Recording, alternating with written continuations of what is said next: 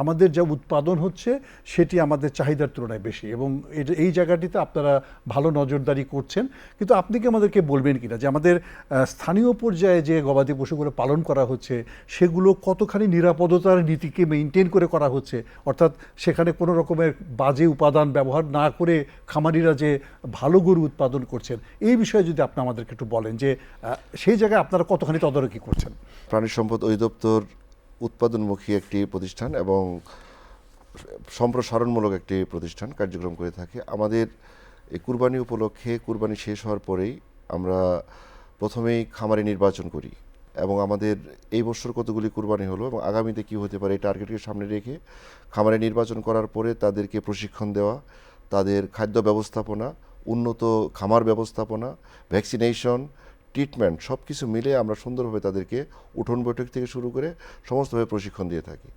এরপরে তারা যখন গবাদি পশু পালন করে আমাদের যারা মাঠ পর্যায়ে যে সমস্ত কর্মী আছে তাদেরকে আমাদের উপজেলা লাইভস্টক অফিসার আছেন, জেলা লাইভস্টক অফিসার আছেন, তারা সবসময় তদারকির মাধ্যমে খামারিদেরকে নিবিড়ভাবে সেবাদান প্রদান করে থাকে। এখানে যে কথাগুলি আপনি বলেছেন যে খাদ্য নিরাপত্তার বিষয়টা, আসলে আমাদের যে এখন ফার্মিং যে সিস্টেমটা, মানুষের মধ্যে যে একটা ভুল ধারণা যে স্টেরয়েড মিক্সিং করা বা অ্যান্টিবায়োটিক দেওয়া, এটা মোটেই ঠিক না আর কি।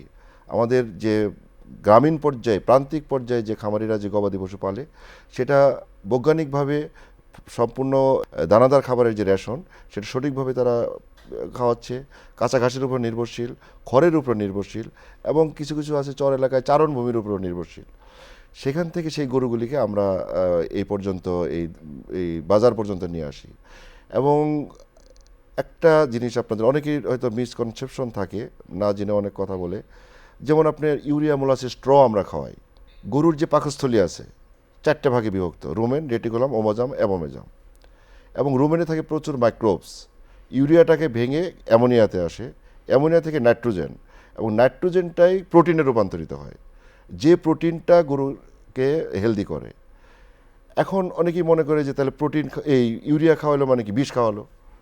এই যে মিসকনসেপশন, না জেনে এটা দূর করার জন্য আসলে আমরা বিভিন্ন জায়গায় প্রশিক্ষণ দিচ্ছি, মানুষের মধ্যে অ্যাওয়ারনেস ডেভেলপ করছি, লিফলেট দিচ্ছি, পোস্টার দিচ্ছি। না, তারপরে আপনি যেটা বলছিলেন যে ইউরিয়া মোলাসেস স্ট্র, এটা তো আসলে বিজ্ঞানসম্মতভাবে উদ্ভাবিত একটি পদ্ধতি এবং সেটি যথেষ্ট পরীক্ষা নিরীক্ষা করেই মানবের জন্য যাতে কোনো রকমের নেতিবাচক অবস্থা সৃষ্টি না করে সেভাবেই কিন্তু প্রযুক্তিটিকে তৈরি করা হয়েছে।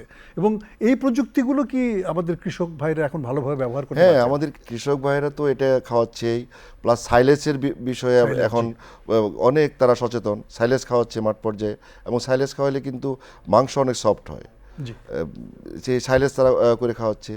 আমাদের প্রচুর, বিশেষ করে আপনি নর্থ বেঙ্গলে যদি যান দেখবেন প্রচুর কাঁচা ঘাসের বাজার আছে, সেখান থেকে মানুষ কাঁচা ঘাস তৈরি করার ব্যাপারে তারা এখন আগ্রহ। রেল লাইনের দুই পাশে, রাস্তার দুই পাশে তারা এখন কাঁচা ঘাস আবাদ করছে, পতির জমিতে তারা কাঁচা ঘাস তৈরি করছে।